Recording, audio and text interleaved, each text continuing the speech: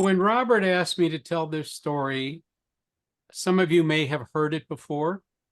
Don't spoil it for others if you had. But the point of this is really that the art of storytelling cannot be learned from AI. The art of storytelling is really what's going to make or break your company. Because at the end of the day, we all like stories. They're called movies, they're called television shows, they're called books, but they're all stories. And Steve Jobs basically said, I'm a storyteller. That was Steve Jobs. If you ever saw Steve Jobs present, it was a story. If you ever saw Bill Gates present, it was a garbage dump of information. There was so much stuff on the screen. There was so much back and forth that you couldn't follow it. Steve, on the other hand, made simple stories that connected the emotion, the benefits, and the introduction of a product. Richard Branson said, storytelling is about coming up with new ideas. Seth Godin says, marketing is no longer about what you make, but the stories that you tell. And I've been a storyteller all my life. I didn't realize that that was the competitive differentiation. But I tell stories. I walk people down the path. I explain what I've done, how I got there, the mistakes that I've made, etc. There was a recent report that came out that said this: 55% of people are more likely to buy your product if they love the brand story. Think about it. I'm wearing a thing called an AI pin. I've been waiting for this for 6 months. I got it. I couldn't get it to work. I was frustrated. I got on the phone, got put into the queue, started getting upset. Finally got a guy on the phone. He says, you're absolutely right. We got a problem. We're going to get an engineer to talk to you. That was Friday. It wasn't until 2:30 today that somebody got on the phone and said, let's do a Zoom call. Let me show you how to make it work. And by the way, everybody's having the same problems. We need to come up with a better way of explaining the story. Now, I put the link in because if you look at the product itself, it's an OMG product. The story is there. The benefits are there. The wow factor is there. But the frustration behind it, the fact that they're not following up, the fact that they're not educating the public, makes that product somewhat less susceptible to purchase. And quite frankly, the critics are eating their lunch because of it. It's not that the product is bad. It's the fact that they haven't told the story on how to make it work once you take it out of the box. This same report basically said 44% will share the story. How many people are out telling the story? How many times have you heard Robert Butwin say, Jim's going to tell you a story. I met Jim because of a story. I like Jim because of a story. That's the way we react. We like stories. We like movies. We like books. Are you yourself telling stories, or are you doing a lot of things that turn people off because you haven't engaged them in the stories? And if the story is good, people will buy immediately. When Steve Jobs would tell a story about a new product, people were lined up outside waiting to throw $500, $1,000 at a time and then wait for it. This little pin, I ordered it almost 6 months ago. 6 months they've sat on my money. 6 months I've waited for it. But I loved the story. I saw the wow factor. And I got to tell you, now that I got it working, it's really cool. It's really fun. It really does things that I didn't even know what it would do. For instance, I can hold the button and say, look around and tell me what you see. And it will report back what it sees through the camera. And all of the motion, all of the things is a laser focused on your hand. I mean, the wow factor, the cool factor is clearly there. What do you have in your cool factor? And how are you executing that? So here's a couple of statistics to get you started. I like starting with the wow factor or the OMG factor. I just told you 55, 44, 15%, three statistics. 22 times more memorable than just the facts. People retain 65 to 70% when you're talking about a story, as opposed to 5 to 10% conveyed through statistics. The narrative changes. The narrative takes you down the pathway and shows you how someone got from point A to point B. In fact, I think this has become so important that I'm going to do a series of workshops during the summer where we bring in people that are interested and work with them for 2 or 3 days to create their storytelling. Because as much as you hear me talk about AI, story delivery, stories in practice, in tempo, in tonality aren't being taught and can't be taught by AI. So perhaps if you're interested, you'll join me this summer. I'm partnering up with another fellow named Dale Irvin, who's been a storyteller all of his life. His entire business was as a professional summarizer. He sat in an audience at a convention, listened to everybody, then came up at the end and told a humorous version of what went on. That was his entire business, for which he was getting a lot of money, because he's the only summarizer so far that I've ever seen in the world. Now, that's not the same summarizer as what we're doing on a video call. That's a summarizer in a live event. And Nielsen said a 22% increase when you tell stories. So think about, as we go through this, what's your story and how are you crafting it? So you start with a hook and you show, don't tell. Now I'm doing something a little different today. I'm giving you the conclusion first. You know, you've heard me say before, life gives you the test first and the lessons afterward. I'm giving you the lessons now. And the lessons are pretty straightforward. The lessons basically say, here's the tips. Here's the things that make the difference in how you tell stories. You start with a hook. You show, you don't tell. You create an emotional attachment. You have a clear message. You encourage interaction. It's not going to be the same story or the same thing for everybody. So know your audience. Get feedback. Once you get the feedback, you refine the story. You make it better. You make it worse in terms of how you're going to be able to leverage it. And you got to practice. I've told a story that you're about to, I've got 2 stories for you. I've told those stories probably at this point 200 times. I'm just guessing. I never kept track. But I can tell you that I have got so much feedback that I now know what works and what doesn't work. I know where to pause, where not to pause, to let people catch up, etc. And that's because I ask people afterwards, what'd you think? Did you like it? Did you remember it? What was the takeaway? And then to Gary's point, Gary Rogers, you got to maintain eye contact, especially when you're on a Zoom call. And then you want to make shift happen. So storytelling in business, this is not intended to be a course. This is just intended to be a grab the sound bites. Brand authority is elevated by 63% when you tell a great story. By the way, all the images that you've seen were generated through ChatGPT, DALL-E, Midjourney, or some other AI form. What do? Brand loyalty is increased. Retention is increased. Communication is increased. The boost of employee engagement is increased. And conversions are increased. So I cannot emphasize enough the importance of telling a good story. And that doesn't mean telling a joke. That doesn't mean reading from a book. That means a conversation where that person is drawn into your path and wants to walk with you down that path.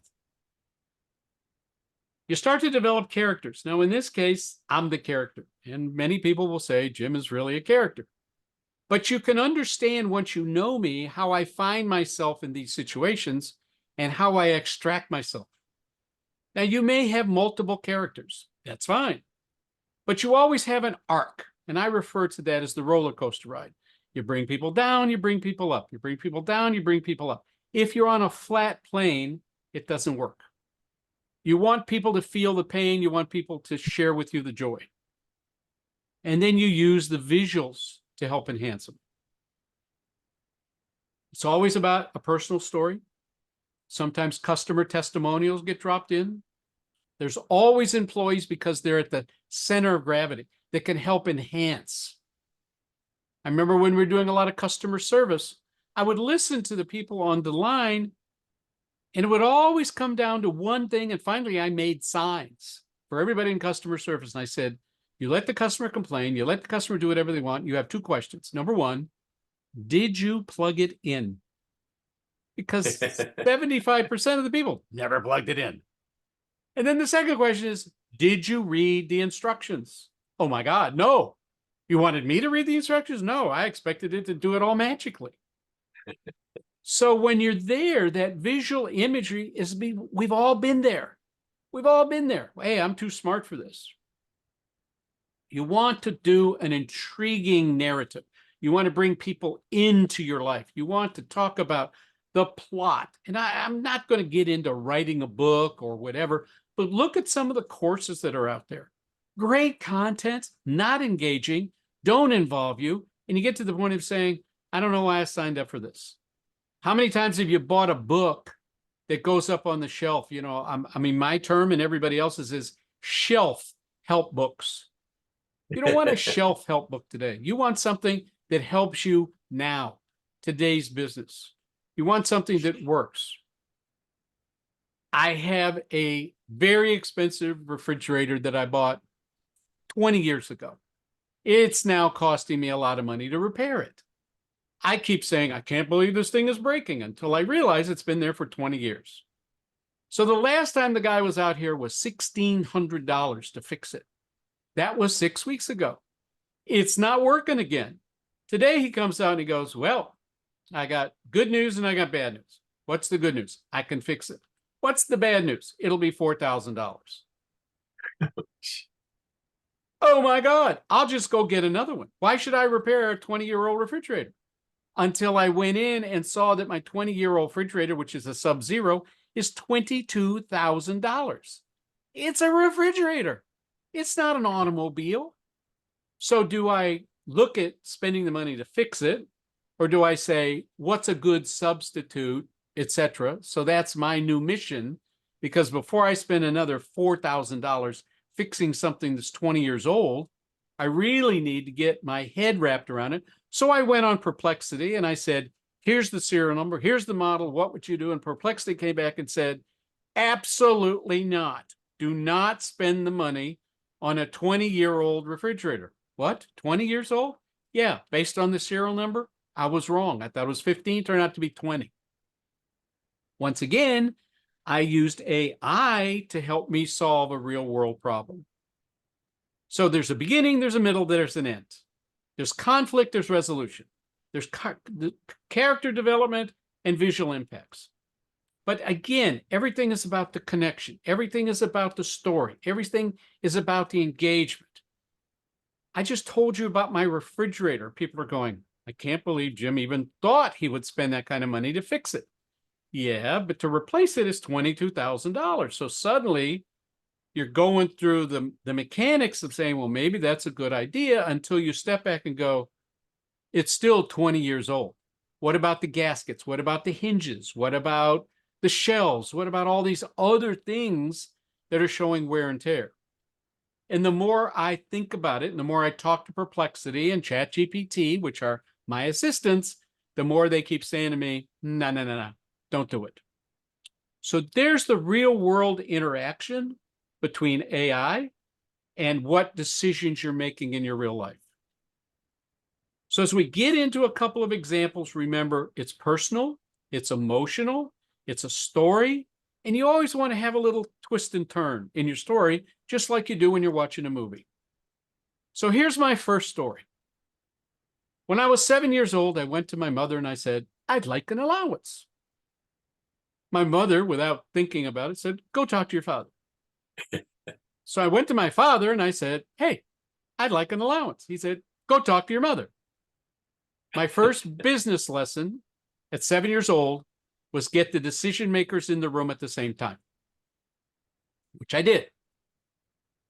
They wouldn't give me the money. No matter how much I begged and pleaded, hey, Jim, go out and earn it. Go mow the yard. Go wash the car. Walk the dog. Open up a lemonade stand. Huh.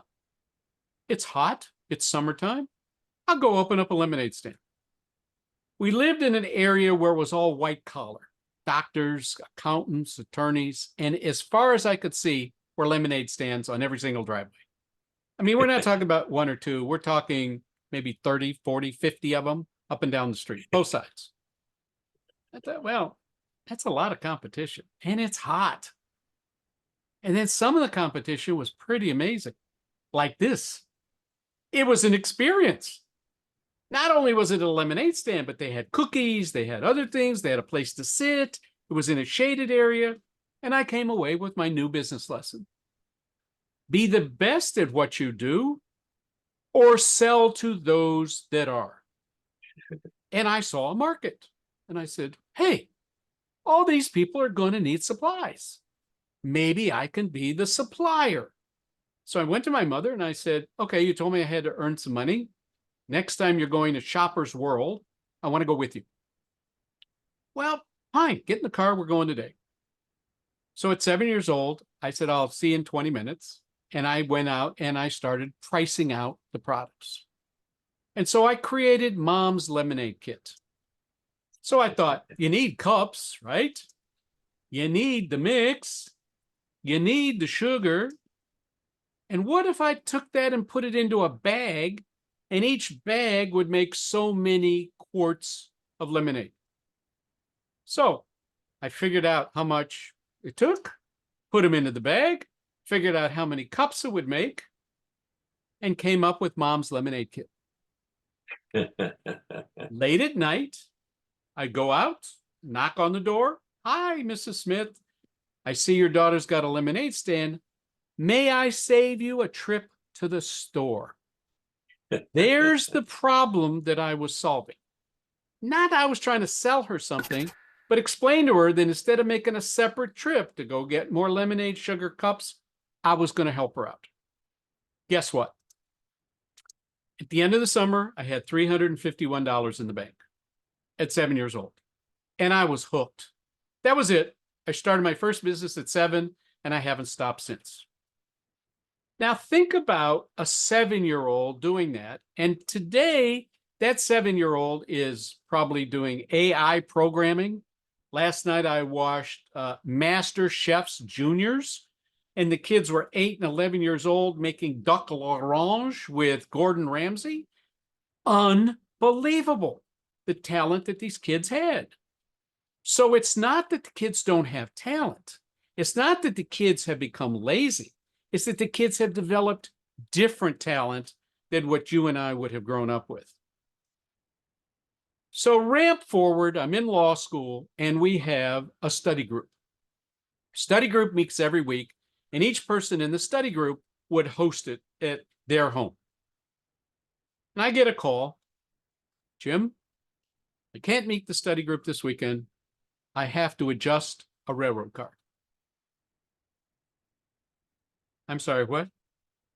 I have to adjust a railroad car. I don't know about you guys, but I had no idea what he was talking about. I said for a third time, adjust a railroad car. He goes, yes, I'm an insurance adjuster, and we lost the railroad car. We paid the claim, and now I got to go find it and adjust it. What does that mean?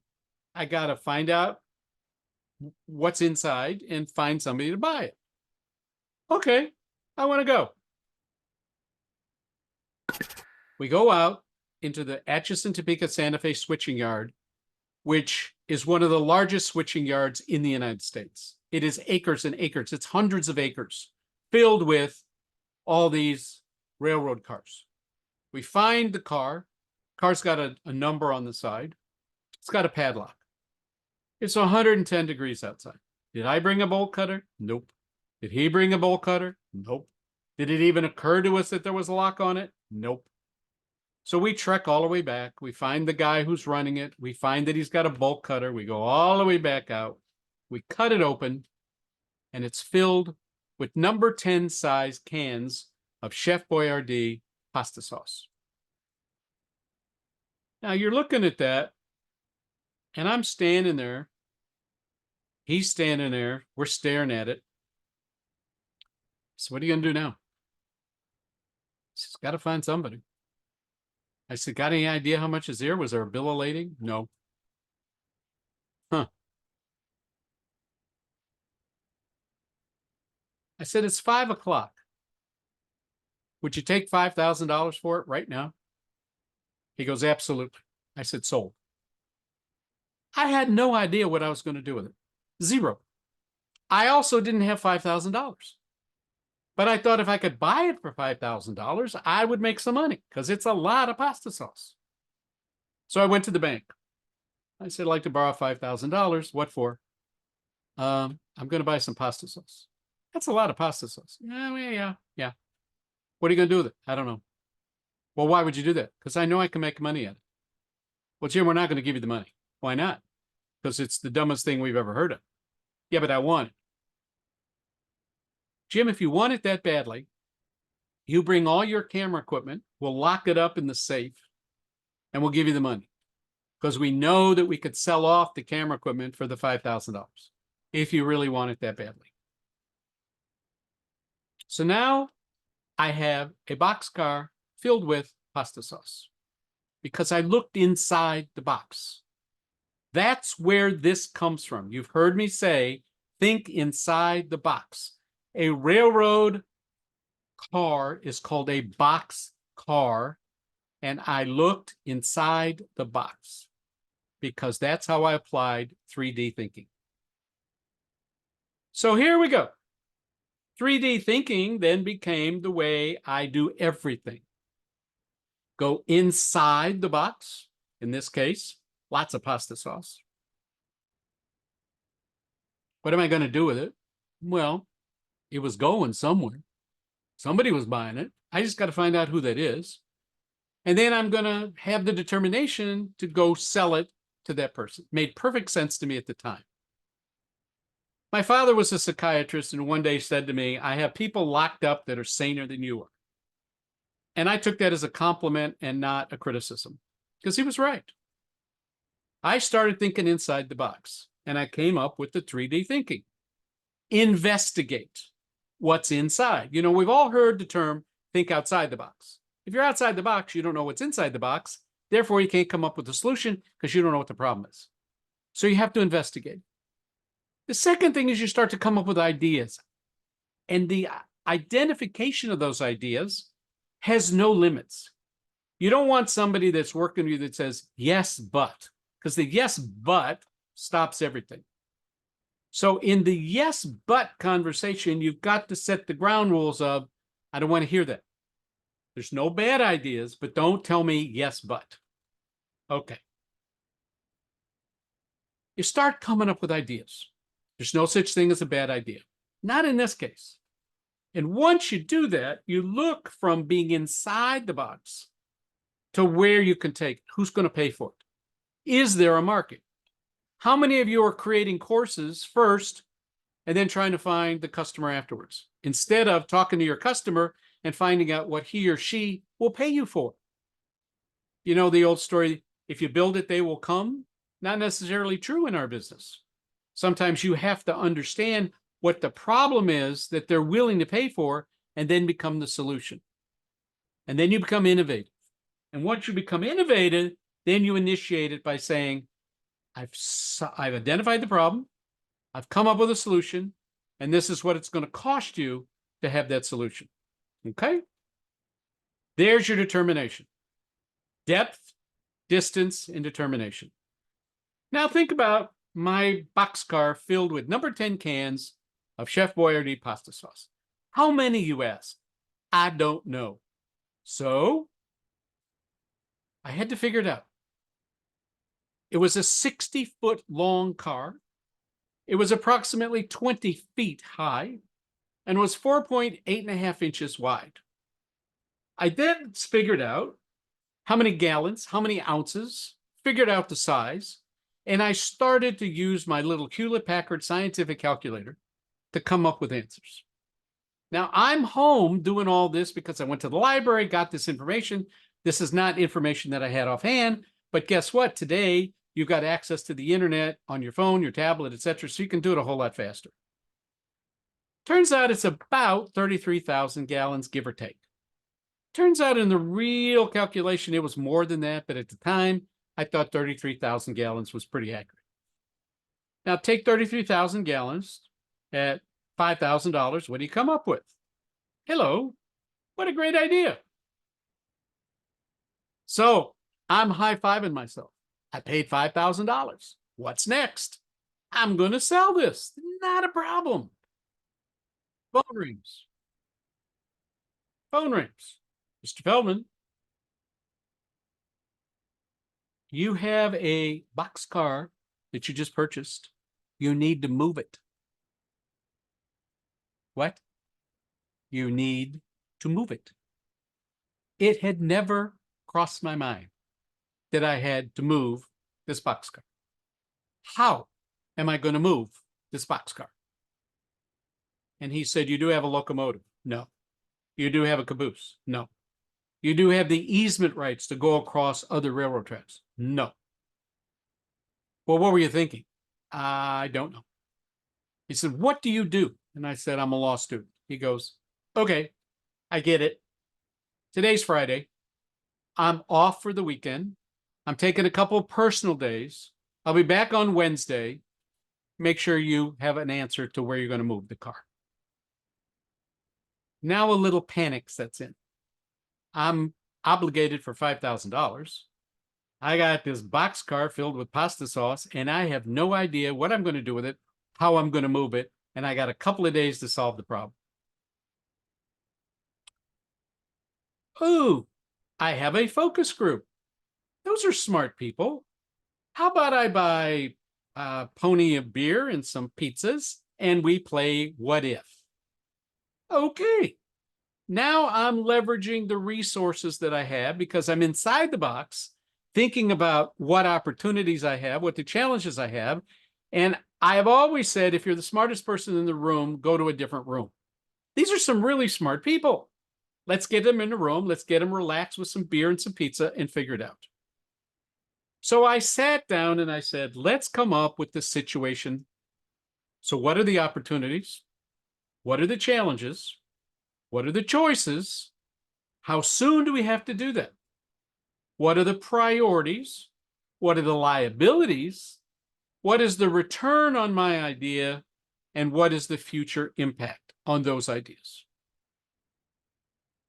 This situation evaluation is applicable to everybody on this call. It's not necessarily about spaghetti sauce. It's about everything that you're doing. What are you going to do to learn from this that your time today was worthwhile? So what do? It's about our ability to imagine whatever has been. And that's where I came up with shift happens. You have to shift your thinking. So all of this shift happens. Think inside the box. 3D thinking came as the benefit from me buying, for a knee-jerk reaction, a boxcar filled with pasta sauce. Again, what am I going to do with it? So the group and I got a whiteboard and we said, where was it going? It's got to be going somewhere. The military. Yes, the military. They can't complain about how much pasta is being served. That's where it's going. What about a university? Universities, hungry college students. Perfect. Hospitals, people in hospitals can't complain about the food. What about prisons? They can't complain about the food either.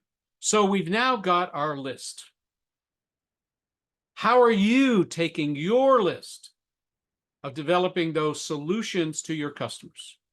So Monday morning, I'm on the phone. I call the base, which is about 30 miles away. The guy goes, I love this.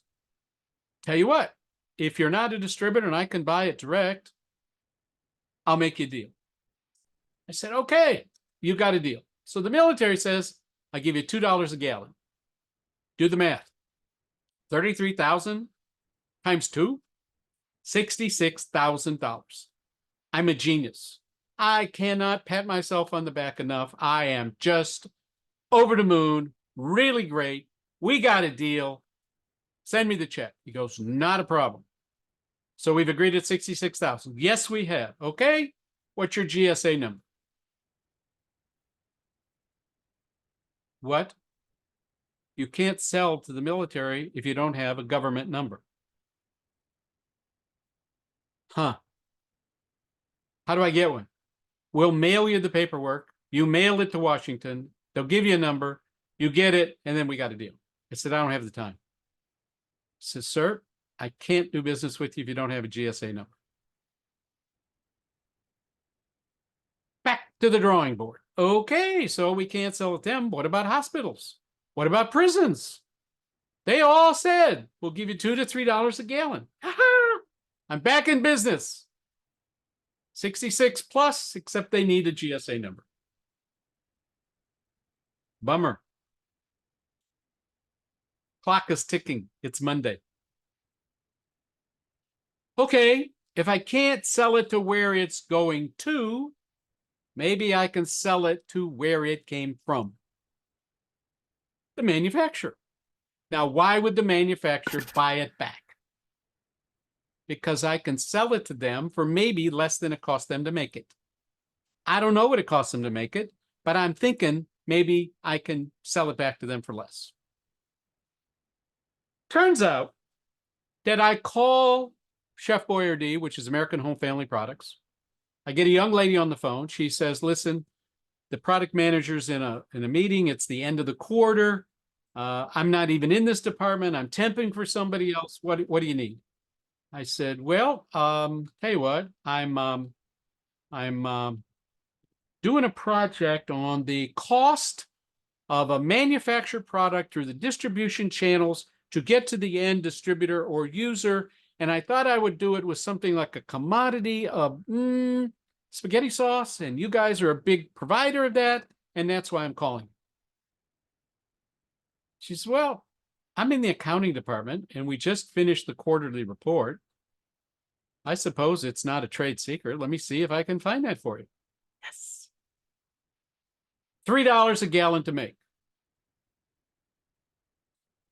Okay. When is the product manager going to be available? He's still in the meeting. Put me on hold. Sir, I don't know how it's going to be. I'll wait. Remember now, it's Tuesday. I don't have time. I got to talk to this guy. So he comes on. He says, I understand you're waiting. I told him I had it. He goes, what's the expiration date? I had that because the government had asked for it. He says, what's the code? I had that because the government had asked for it. He says, I'll give you $1.50. Now, he does not know that I know that it costs him $3 to make. But at $1.50, it's $49.5. I said, no. Remember, it's Tuesday. I have no time left. They're offering $49.5. I got to give $5 back to the bank. That leaves me $44.5. But in my brain, I had sold it for $66,000, even though I hadn't completed the sale. So that's what my target was, $66,000. So I said, no. Now that's when stupidity and crazy gets together, because I owe the bank the money. I need to do something quickly, but I'm turning down the deal. But he's intrigued. And I said to him, we're close. How about this? How about I sell it to you with the box car? What will you give me for that? Oh, well, box cars then were about about 75,000. So I said, I'll sell to you for 30. He says, do we have a deal? I said, not yet. He says, what's left? I said, I'd like $1.65. You think he's going to turn down the deal for 15 cents? But multiply 15 cents times 33,000. Do the math. When people talk about percentages, they don't focus on the dollars. Focus on the dollars and back into the percentages. I watched somebody walk away from a deal because they couldn't settle on the percentage. And I said to him afterwards, did you realize that 1% for what you were doing would put $250,000 in your pocket? He goes, I hadn't thought about that. I was just focused on the 1%. I said, think about it. Wouldn't you rather have 1% of $10 million than 10% of $100,000? So there's your next business lesson. Always convert it to dollars because it's something we all understand. So at the end of the day, I got my money from him. I took $5,000 and gave it back to the adjuster. Why? Because if he's lost a boxcar once, he's probably going to lose another one. And he works with other adjusters. With other adjusters, I want them to call me. If I'm the guy giving him $5,000, you think anybody else gave him $5,000? Of course not. I'm his first call. I also gave $5,000 to the guy from the railroad. Why? Because he gave me the extra days. Do you think he's dealing with adjusters that my friend's not dealing with? Other insurance companies? So I'm out $10,000. Stupid? Not necessarily. I still cleared 64.5. Not exactly the 66,000 I had from the military until I realized that the 66,000 didn't include the 5,000 that I was going to pay back the bank. So it was really only 61,000. Therefore, I made more money selling it back to the manufacturer and giving away $10,000 to both of these guys who, by the way, brought me a dozen more boxcars in the following year. So with that, the story ends with sell with a hook, create emotion, encourage interaction, know your audience, seek feedback, and practice. I hope you now understand the value of storytelling